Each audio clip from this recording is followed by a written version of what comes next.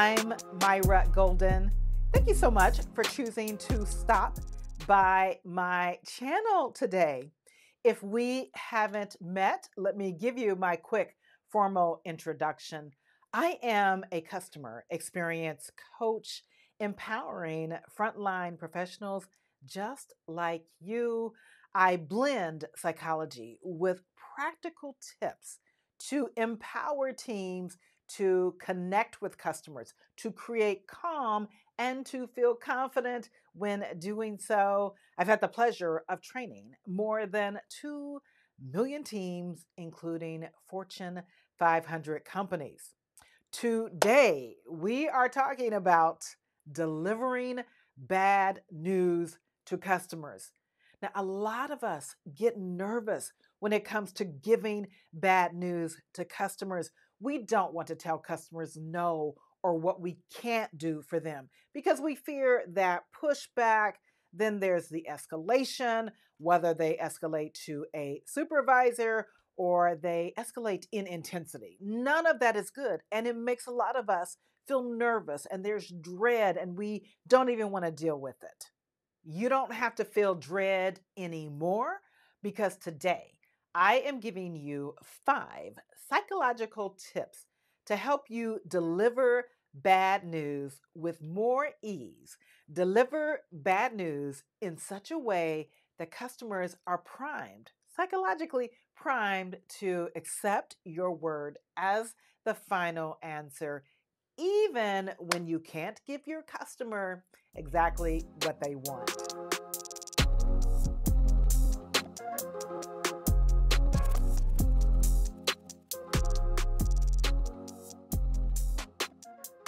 Tip number 1, start with empathy. The first step is simple. Acknowledge their emotions. Research shows that when people feel heard, they're more likely to accept difficult information. Start with phrases like, I can understand why this would be frustrating, or I'd feel the same way in your shoes. Phrases like these will set the tone for collaboration instead of conflict. Tip number 2, the power of the positive buffer. Delivering bad news doesn't mean starting out on a sour note. Use a positive buffer to ease into the conversation. Here's an example. Instead of saying your delivery is delayed, start with, thank you for reaching out. Let me update you on your order status. This small psychological shift reduces defensiveness and builds trust. Tip number 3, be clear but gentle. When you deliver the bad news, clarity is key, but so is tone. Avoid overwhelming customers with unnecessary details. Instead, I want you to focus on short, straightforward sentences with a supportive tone. For example, instead of, you can't get a refund, try, here's what I can do to help you moving forward. This approach makes the message easier for your customer to digest and to accept. Tip number 4, offer any solutions or next steps. People handle bad news better when they see a path forward. So I want you to always offer a solution, or in those times when you can't give a clear solution, you can offer a clear next step. For instance, although we can't refund the purchase, I can provide a discount on your next order. This is going to shift the focus from the problem to the resolution, which reduces frustration.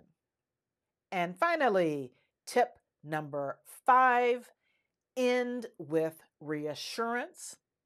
I want you to close the conversation by reaffirming your commitment to the customer.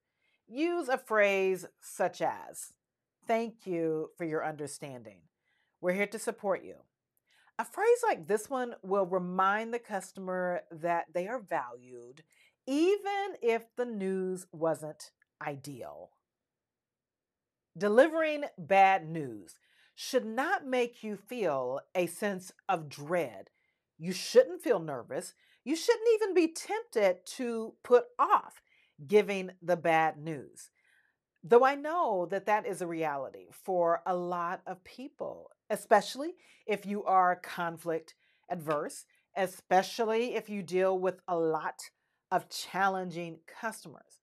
But my job is to help you feel more confident when it comes to those difficult conversations with your customers. And I boost your confidence with a training such as this video that you've just watched with frameworks that I know work. The 5 tips I gave you in this video are enough to get you started, to take that sense of dread away. And let me add to the 5 tips something that if you come regularly to my videos, something that you've heard me say. Whenever you are communicating with customers, particularly when you are telling them what they don't want to hear, like giving them bad news, whenever that is the situation, I want you to make sure you are assertive. What you don't want to be is passive, and that would be avoidance, maybe kind of beating around the bush. And we also don't want to be aggressive. We want to be right there in the middle and be assertive. My definition of assertive is say what you mean what you say, and don't be mean when you say it. When you speak assertively, you don't need to have any fear about delivering bad news, no fear about how the customer will react. You're going to feel more confident. You've already got a framework that works, and you're assertive. That's all you need. But if you find you need a little more help with delivering bad news to your customers, I invite you to check out my LinkedIn learning course, Delivering Bad News to Customers. It was the very first course I created for LinkedIn Learning, one of my most popular courses, and it may be my top selling course.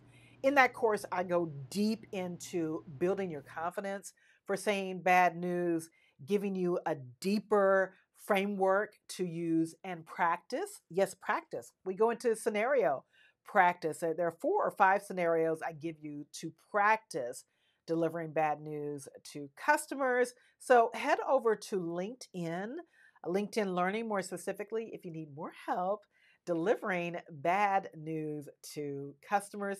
Thank you so much for watching my video today, for stopping by my channel. Be sure to like this video and subscribe to my channel. All right, I will see you in the next video. Bye-bye.